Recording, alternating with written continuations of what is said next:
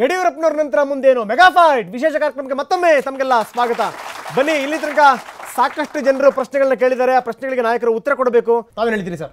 ಎಲ್ಲ ರಾಜಕೀಯ ಪಕ್ಷಗಳು ಕಮ್ಯುನಿಸ್ಟ್ ಆದಿಯಾಗಿಯೂ ಸಹ ಇವತ್ತು ಬೃಂದಾ ಕಾರಟ್ ಇರ್ಬೋದು, ಅವ್ರ ಮನೆಯವರು ಅದರ ಸೆಕ್ರೆಟರಿ ಜನರಲ್ ಇದ್ದಾರೆ. ಈ ರೀತಿ ವ್ಯವಸ್ಥೆ ಕೆಲವೊಮ್ಮೆ ನೇರವಾಗಿ ಜನ ಆಯ್ಕೆ ಮಾಡೋಂಥದ್ದು. ನಾನು ಬಿ ಜೆ ಪಿಯನ್ನು ಬಿಟ್ಟು ಹೊರಗೆ ಬಂದಿಲ್ಲ. ನನ್ನನ್ನು ಯಡಿಯೂರಪ್ಪನವರು ಪಕ್ಷದಿಂದ ಉಚ್ಚಾಟನೆ ಮಾಡಿದ್ರು. ಕಾರಣ ಏನಂದರೆ, ಲೋಕಸಭೆ ಚುನಾವಣೆ ಮುಗಿಯೋವರೆಗೆ ನನ್ನನ್ನು ಪಕ್ಷದಲ್ಲಿ ಇಟ್ಕೊಂಡ್ರು. ಒಂದು ವಾರದ ನಂತರ ನನ್ನ ಪಕ್ಷದಿಂದ ಉಚ್ಚಾಟನೆ ಮಾಡಿದ ಮೇಲೂ ಸಹ 1 ವರ್ಷ ನಾನು ಒಬ್ಬ ಬಿ ಜೆ ಪಿದಿಂದ ಉಚ್ಚಾಟಿತನಾಗಿಯೇ ಇದ್ದೆ. ಆವಾಗ ಒಂದು ಮಾತು ಬತ್ತು, ಯಡಿಯೂರಪ್ಪನವ್ರಿಗೆ ಹೋಗಿ ನೀವು ಕ್ಷಮೆ ಕೇಳ್ರಿ ಅಂತ ಹೇಳಿದ್ರು. ನಾನು ಯಾವುದೇ ಕಾಲದಲ್ಲಿಯೂ ರಾಜಕೀಯದಿಂದ ನಿವೃತ್ತಿ ಆಗ್ತೀನಿ ಹೊರತು ಅಂಥ ಒಬ್ಬ ಭ್ರಷ್ಟ ವ್ಯಕ್ತಿಯ ಒಂದು ಕ್ಷಮೆ ಕೇಳೋದಿಲ್ಲ ಅಂಥೇಳಿ ನಾನು ನಿರ್ಧಾರ ಮಾಡಿದ್ದೆ. 1 ವರ್ಷ ನಾನು ಯಾವುದೇ ಪಕ್ಷಕ್ಕೆ ಸೇರಲಿಲ್ಲ. ಕೊನೆಗೆ ನಾನು ನಿರ್ಣಯ ಮಾಡಿದೆ, ಸನ್ಮಾನ್ಯ ಕುಮಾರಸ್ವಾಮಿ ಅಂತ ಒಬ್ಬ ನಾಯಕರು ಇವತ್ತೇನಾದರೂ ಯಡಿಯೂರಪ್ಪನವರು ಈ ರಾಜ್ಯದ ಉಪಮುಖ್ಯಮಂತ್ರಿ ಆಗಲಿಕ್ಕೆ, ಮುಖ್ಯಮಂತ್ರಿ ಆಗಲಿಕ್ಕೆ ಅದರ ಎಲ್ಲ ಕಾರಣ ಯಾರಪ್ಪ ಅಂದರೆ ಕುಮಾರಸ್ವಾಮಿ ಅಂತ ನನ್ನ ಕಾರಣ.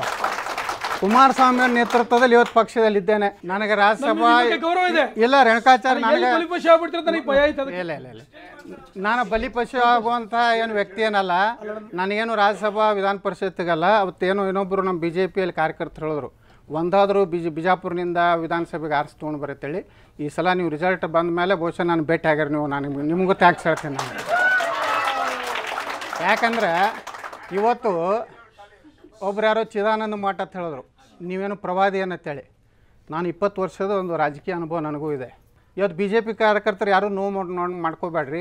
ನಿಮ್ಮ ಆತ್ಮಸಾಕ್ಷಿಯಾಗಿ ಹೇಳ್ರಿ, ಇವತ್ತೇನು ಈ ರಾಜ್ಯದಲ್ಲಿ ನಡೀತಾ ಇದೆ. ಇವತ್ತು ವೀರಶೈವ ಮಹಾಸಭೆ ನಮ್ಮ ಉಪಾಧ್ಯಕ್ಷರು ಮಾತಾಡಿದ್ರು, ಲಿಂಗಾಯತರಿಗೆ ಈ ಹೊಟ್ಟೆ ನಮ್ಗೆ ಅವಕಾಶ ಕೊಡಲಿಲ್ಲ ಅಂತೇಳಿ. ಇದನ್ನು ನೀವು ಯಾಕೆ ನಿಜಲಿಂಗಪ್ಪನವ್ರ ಕಾಲದಲ್ಲಿ ಯಾಕೆ ಪ್ರಶ್ನೆ ಮಾಡಲಿಲ್ಲ? ಅವ್ರಿಗೆ ಅನ್ಯಾಯ ಆದಾಗ, ವೀರೇಂದ್ರ ಪಾಟೀಲ್ರಿಗೆ ಅನ್ಯಾಯ ಆದಾಗ ಈ ವೀರಶೈವ ಮಹಾಸಭೆ ಎಲ್ಲಿ ಹೋಗಿತ್ತು? ಇವತ್ತು ಯಡಿಯೂರಪ್ಪನವ್ರ ಬಗ್ಗೆನೇ ವೀರಶೈವ ಮಹಾಸಭೆ ಯಾಕೆ ಮಾತಾಡ್ತಾ ಇದೆ? ಇದು ದುರಂತ. ಇದು ಒಂದು ಲಿಂಗಾಯತ ಸಮುದಾಯ ಯಾವುದೇ ವ್ಯಕ್ತಿಯ ಒಂದು ಆಸ್ತಿ ಆಗಬಾರ್ದು. ಒಳ್ಳೆಯ ರಾಜಕಾರಣಿಗಳು ಬಿ ಜೆ ಪಿಯಲ್ಲಿದ್ದಾರೆ, ಕಾಂಗ್ರೆಸ್ನಲ್ಲಿದ್ದಾರೆ, ಜಾತ್ಯತೀತ ಇಲ್ಲ. ಹಂಗೆ ನಾನು ಜಾಸ್ತಿ ಅಂತ ಹೇಳೋದಿಲ್ಲ. ಕುಮಾರಸ್ವಾಮಿ ಅವರು ಆ ಹಗರಣ ಮಾಡಿದ್ದಾರೆ, ಈ ಹಗರಣ ಮಾಡಿದ್ದಾರೆ ಅಂತ ನೀವು ಹೇಳ್ತಾ ಇದ್ದೀರಿ. ತನಿಖೆ ಮಾಡ್ಲಿಕ್ಕೆ ನಿಮ್ಮ ಕೈಯಲ್ಲಿ ಅಧಿಕಾರ ಇದೆ.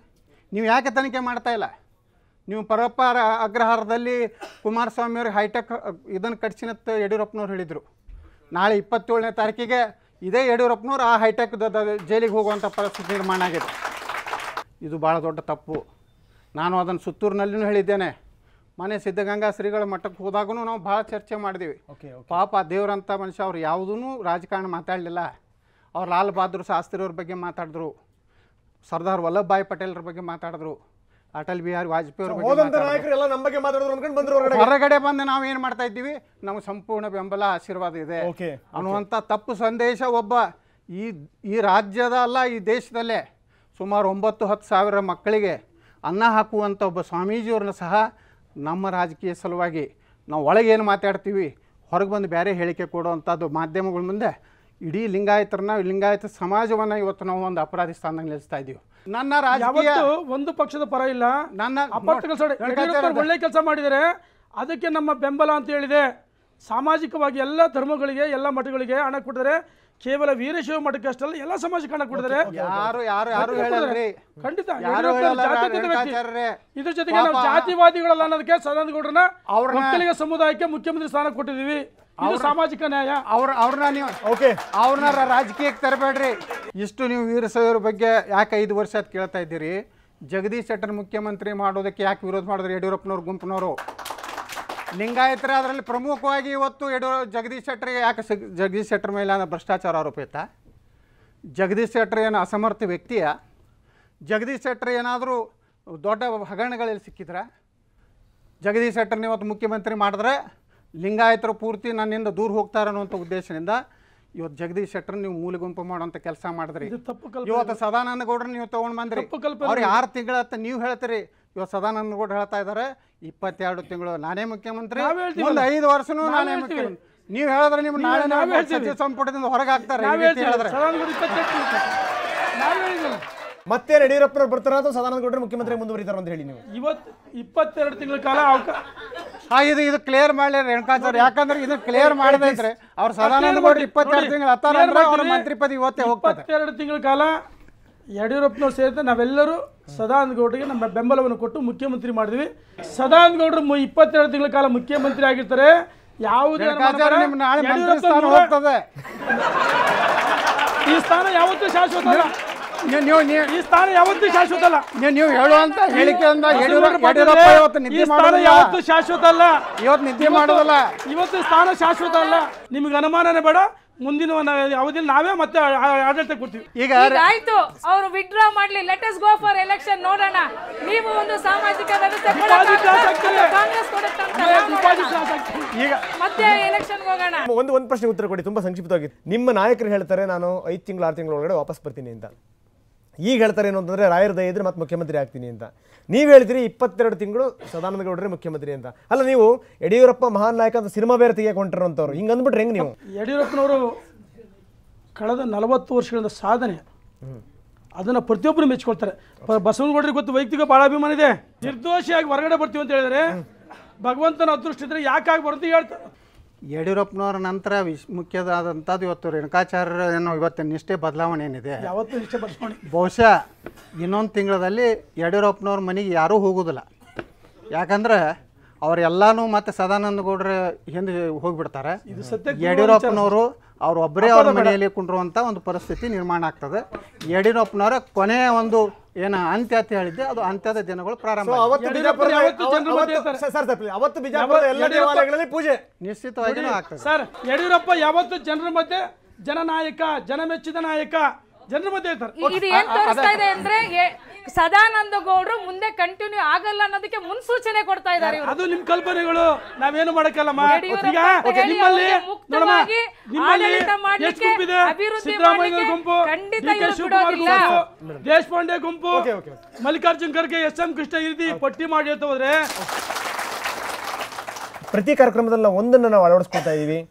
ಯಾರಾದರೂ ಒಬ್ಬರು ಬಂದು ಮಾತಾಡ್ತಾರೆ ಇಡೀ ಕಾರ್ಯಕ್ರಮದ ಬಗ್ಗೆ, ಇಡೀ ನಮ್ಮ ವ್ಯವಸ್ಥೆಯ ಬಗ್ಗೆ ಅನ್ನುವಂಥದ್ದು. ಅದು ಕರ್ನಾಟಕ ರಾಜ್ಯದವರಾಗಿರ್ಬೋದು ಅಥವಾ ಬೇರೆ ದೇಶದಿಂದ ಬಂದಿರುವಂಥವ್ರಾಗಿರ್ಬೋದು ಅಂತ. ಇವತ್ತು ಈ ಕಾರ್ಯಕ್ರಮಕ್ಕೆ ಬಂದಿದ್ದಾರೆ ಸೌರವ್ ಬಾಬು ಅನ್ನುವಂಥವ್ರು. USA ನಲ್ಲಿ ಇಂಜಿನಿಯರ್ ಅವರು. ಜೊತೆಗೇನು ಅಂದರೆ ಅಮೆರಿಕದಲ್ಲಿರುವಂಥದ್ದು ನಾವು ಟೆಂಪ್ರವರಿ ಮಾತ್ರ, ನಾವು ಒಂದಲ್ಲ ಒಂದು ದಿವಸ ಭಾರತಕ್ಕೆ ಬಂದೇ ಬರ್ತೀವಿ, ನಾವು ಬರಲೇಬೇಕು, ಯಾಕಂದರೆ ನಮ್ಮ ತಾಯಿನೆಲ ಅನ್ನುವಂಥದ್ದು ಭಾರತನೇ, ಅದ್ರ ಬಗ್ಗೆ ಗೌರವ ಇದೆ ಅಂತ ಅಣ್ಣಾ ಹಜಾರೆ ಪರವಾಗಿ ಇವರ ಸ್ನೇಹಿತರು ಕೂಡ ಅಲ್ಲಿ ಹೋರಾಟ ಮಾಡ್ತಾ ಇದ್ದಾರೆ ಬೇರೆ ಬೇರೆ ಕಡೆಗೆ. ಸೊ ಅಂಥ ಸೌರವ್ ಬಾಬು ಏನು ಹೇಳ್ತಾ ಇದ್ದಾರೆ, ಇದಕ್ಕೆ ಸಂಬಂಧಪಟ್ಟ ಸಿನಿಮಾ ಕೂಡ ಅವ್ರು ತೆಗೆದಿದ್ದಾರೆ ಸೌರವ್ ಬಾಬು ಅವರು. ಸೌರವ್ ಬಾಬು ಅವರೇ, ಎಲ್ಲ ಕಾರ್ಯಕ್ರಮವನ್ನು ತಾವು ಅವಲೋಕಿಸಿದ್ರಿ, ತಾವೇನು ಹೇಳ್ತೀರಿ ಸರ್? ಈ ಒಂದು 4 ಗಂಟೆಗಳ ಕಾಲ ನಡೆದಂಥ ಈ ಒಂದು ವೇದಿಕೆ ಏನಿದೆ, ನಿಜಾಲು ನೋವು ತಂತು ಹೊರತು ಒಂದು ಖುಷಿ ಕೊಡಲಿಲ್ಲ. ಏನಕ್ಕೆ ಅಂತಂದರೆ ನಮ್ಮ ಜನ ಏನಕ್ಕೆ ಒಂದೊಂದು ಸತಿ ಅನಿಸುತ್ತೆ ನಾವು ಕುರಿಗಳಾಗ್ತಿದ್ದೀವ ಅಂತ ಅನಿಸುತ್ತೆ. ಒಬ್ಬರು ನಾಯಕರ ಪರವಾಗಿ ಮಾತಾಡೋದು, ಏಕೆಂದರೆ ಅವ್ರ ನಾಯಕರು ಬೇರೆ ಪಾರ್ಟಿಗೆ ಹೋದಾಗ ಮತ್ತೆ ಅವ್ರ ಪರವಾಗಿ. ಸೊ ಈಗ ಇವರಿಬ್ಬರೇ ಫೈಟ್ ಮಾಡ್ತಿದ್ದವರು ಅವರಿಬ್ಬರು ಒಂದಾದಾಗ ಮತ್ತು ಹೆಂಗಾರು ಮುಖ ಎತ್ಕೊಂಡು ನಾವು ಹೋಗಿ ನಾವು ಹಿಂದಿನ ದಿವಸ ನಾವು ಫೈಟ್ ಮಾಡಿಲ್ಲ, ಬನ್ನಿ ನಾವು ಅಣ್ಣ ತಮ್ಮದಿರೋ ಅಂತ ಹೆಂಗಾರು ಮನಸ್ಸು ಒಂದು ಆತ್ಮ ಒಂದೊಂದು ಇದಿಲ್ಲ ಅಂತ ಅನಿಸುತ್ತೆ. ದಯವಿಟ್ಟು ಎಲ್ಲರೂ ಕೇಳ್ಕೊಳ್ಳೋದಿಷ್ಟೇ, ನಮಗೆ ದೇಶ ಏನು ಮಾಡಿದೆ ಅನ್ನೋ ಬದಲಾಗಿ ನಾವು ದೇಶಕ್ಕೆ ಏನು ಮಾಡಿದ್ದೀವಿ ಅನ್ನೋದು ಒಂದು ಯೋಚನೆ ಮಾಡಿ. ಗ್ರೇಟ್. ದಯವಿಟ್ಟು ನಿಮ್ಮಲ್ಲೇ ಕಿತ್ತಾಡಿ ನಮ್ಮ ದೇಶ ಪ್ರಗತಿ ಆಲ್ಮೋಸ್ಟ್ ನಾವು ಎಷ್ಟು ಲೆವೆಲ್ಗೆ ಇದ್ದೀವಿ ಅಂತಂದರೆ ನಾವು ಅಲ್ಲಿ ಹೊರಗಡೆ ಕುಂತ್ಕೊಂಡು ಯೋಚನೆ ಮಾಡ್ತಾ ಇರ್ತೀವಿ. ಇವತ್ತು ಒಂದು ಸಾಫ್ಟ್ವೇರ್ ಇವರೇನು ನಾರಾಯಣ ಮೂರ್ತಿಯವರು ಇರ್ಬೋದು, ಅಜಿತ್ ಪ್ರೇಮ್ಜಿಯವರು ಇರ್ಬೋದು, ಈ ಒಂದು ದೇಶವನ್ನು ಡೆವಲಪಿಂಗ್ ಕಂಟ್ರಿಯಿಂದ ಆಲ್ರೆಡಿ ಡೆವಲಪ್ಡ್ ಕಂಟ್ರಿ ಅಂತ ರೀಚ್ ಆಗ್ತಾ ಇದ್ದೀವಿ. ಈಗ ನೀವು ಕಿತ್ತಾಡಿಕೊಂಡು ಅದನ್ನು ತಳ್ಳಿದ್ರೆ ನಮ್ಮ ಒಂದು ಮೌಲ್ಯ ಏನಿದೆ ಅದು ದಯವಿಟ್ಟು ಕುಗ್ಗೋಗುತ್ತೆ. ಒಂದು ಏನಾದ್ರು ಒಳ್ಳೆ ಸಾಧನೆ ಮಾಡುವಂಥ ಒಂದು ನಿಟ್ಟುಕೊಂಡು ಈ ರಾಜಕೀಯದವ್ರಿಗೆ ಸಪೋರ್ಟ್ ಅಂತ ನಾನು ಹೇಳ್ತಾ ಇಲ್ಲ, ಯಾವ್ದಾರ ಪಾರ್ಟಿಗೆ ನಿಮ್ಮ ಲೀಡ್ರಿಗೆ ನಿಮ್ಗೆ ಇಷ್ಟ ಆದಂಥ ಪಾರ್ಟಿಗೆ ಸಪೋರ್ಟ್ ಮಾಡಿ, ಆದರೆ ದೇಶವನ್ನು ಉದ್ಧಾರ ಮಾಡುವಂಥ ಕೆಲಸವನ್ನು ನೀವಲ್ಲಿ ಪ್ರತಿಯೊಬ್ಬ ಇಂಡಿವಿಜುವಲು ಮಾಡಿ. ಎಸ್, ದಯವಿಟ್ಟು ಅದನ್ನು ಇಟ್ಕೊಳ್ಳಿ. ಇನ್ಯಾವುದೇ ಸಭೆಗೆ ಬಂದ್ರೂ ಹಿಂಗೆ ಕಿತ್ತಾಡ್ಬೇಡಿ ಸರ್, ದಯವಿಟ್ಟು ಹೊಟ್ಟೆ ಉರಿಯುತ್ತೆ ಸರ್, ನಿಮಗೆ ನೀವೇ ಕಿತ್ತಾಡ್ಬೇಡಿ, ಅಣ್ಣ ತಮ್ಮದಿರಂಗಿರಿ. Thank you very much Saurav Babu, USA ಬಂದಿರುವಂಥವ್ರು. ಜೊತೆಗೆ ಏನಂದರೆ ಇದ್ರ ಬಗ್ಗೆ ಸಾಕಷ್ಟು ತುಡಿತ ಮಿಡಿತಗಳಿದೆ ದೇಶದ ಬಗ್ಗೆ, ಸಮಾಜದ ಬಗ್ಗೆ. ಸೊ ಅವ್ರು ಹೇಳಿದಂಥ ಮಾತುಗಳು ನಮ್ಮೆಲ್ಲರಿಗೂ ಕೂಡ ಅರ್ಥವಾಗಿದೆ ಅಂತ ಭಾವಿಸ್ತೀನಿ. ಸೊ ಇದು ಮೆಗಾ ಫೈಟ್ ಇವತ್ತೇನು ಯಡಿಯೂರಪ್ಪ ನಂತರ ಮುಂದೇನು ಅನ್ನುವಂಥದ್ದು ಬೇರೆ ಬೇರೆ ವಿಷಯಗಳ ಕಡೆಗೆ ಹೊರಳಿತು, ಸಾಕಷ್ಟು ಚರ್ಚೆ ಆಯಿತು, ಬಿಸಿ ಬಿಸಿ ಚರ್ಚೆ ಆಗಿದೆ. ಇವತ್ತು ಈ ಚರ್ಚೆನಲ್ಲಿ ಪಾಲ್ಗೊಂಡಂಥ ಬಸನಗೌಡ ಪಾಟೀಲ್ ಯತ್ನಾಳ್ ಅವರು ಇಲ್ಲಿ ತನಕ ಸಾಕಷ್ಟು ಮಾತಾಡಿದ್ದಾರೆ. ಬಸನಗೌಡ ಪಾಟೀಲ್ ಯತ್ನಾಳ್ ಅವರೇ, ತಮಗೆ thank you very much. Renukacharya ಅವರು ಸಚಿವರು ಬಿಜೆಪಿ ಮುಖಂಡರು ಸಾಕಷ್ಟು ಮಾತಾಡಿದರೆ ರೇಣುಕಾಚಾರ್ಯ ತಮಗೂ ಕೂಡ ಧನ್ಯವಾದಗಳು ಸರ್. ನನ್ನ ಎಡಭಾಗದಲ್ಲಿರುವಂಥ ಮಂಜುಳಾ ಅವರು ಮತ್ತು ರೂಪಾಯಿ ಅವರೇ ತಾವು ಕೂಡ ಚೆನ್ನಾಗಿ ಮಾತಾಡಿದ್ರೆ ತಮ್ಮಿಬ್ಬರಿಗೂ ಕೂಡ ಧನ್ಯವಾದ. ಸೊ ಕೊನೆಯದಾಗಿ ನಾನು ಹೇಳುವಂಥದ್ದು ಒಂದೇನೇ, ಸೊ ನಿಮಗೆ ಸಾಕಷ್ಟು ಜವಾಬ್ದಾರಿಗಳಿದೆ ಅಂತ ಜನಪ್ರತಿನಿಧಿಗಳಿಗೆ, ಆ ಜವಾಬ್ದಾರಿಯನ್ನು ಅರಿತು ಕೆಲಸ ಮಾಡಿ ಅಂತ. ಸಾಕಷ್ಟು ತೊಂದರೆಗಳಿದೆ, ಬೇರೆ ಬೇರೆಯವರು ಸಾಕಷ್ಟು ಮಾತಾಡಿದ್ರು, ಅದರಲ್ಲಿ ಕೆಲ ದನಿಗಳನ್ನು ಕೂಡ ನಾವು ಕೇಳಿಸ್ಕೊಳ್ಳೇಬೇಕು. ನಾವೆಂಥ ತೊಂದರೆಯಲ್ಲಿದ್ದೀವಿ ಅಂತ ಈ ಕಡೆಯಿಂದ ಒಂದು ದನಿ, ಈ ಕಡೆಯಿಂದ ಒಂದು ದನಿ ಹೇಳಿದಂಥ ಮಾತು. ಇವತ್ತು ಸಮಾಜ ಯಾವ ಸ್ಥಿತಿಯಲ್ಲಿದೆ ಅನ್ನಲಿಕ್ಕೆ ಬಹುಶಃ ಅವೆರಡು ದನಿಗಳು ನಮಗೆ ಉದಾಹರಣೆಗಳು. ನಿಜಕ್ಕೂ ಏನು ಅಂದರೆ ನಿಮ್ಮಲ್ಲೊಂದು ದೊಡ್ಡ ಜವಾಬ್ದಾರಿ ಇದೆ, ಅದನ್ನು ಮರಿಬೇಡಿ. ಅದನ್ನು ಮರೆತರೆ ಜನ ನಿಮ್ಮನ್ನು ಕ್ಷಮಿಸೋದಿಲ್ಲ. ಜಾತಿ ಮತ ಅನ್ನುವಂಥದ್ದು ನಿಮ್ಮ ಮನೆಯ ದೇವರ ಮನೆಗೆ, ನಿಮ್ಮ ಮನೆ ಅಡುಗೆ ಮನೆಗೆ ಮಾತ್ರ ಸೀಮಿತವಾಗಿರಲಿ. ಹೊರಗಡೆ ಬಂದ ನಂತರ ನಾನೊಬ್ಬ ಭಾರತೀಯ ಅನ್ನುವಂಥ ಮನೋಭಾವನೆ ಇರಲಿ. ಹೀಗಾದರೆ ಒಂದಷ್ಟು ಸಮಾಜ ಉದ್ಧಾರದ ಕಡೆಗೆ ಹೆಜ್ಜೆ ಹಾಕ್ಬೋದು ಅಂತ ಹೇಳ್ತಾ ಈ ವಿಶೇಷ ಕಾರ್ಯಕ್ರಮವನ್ನು ಮುಗಿಸ್ತಾ ಇದ್ದೀನಿ. ನಮಸ್ಕಾರ.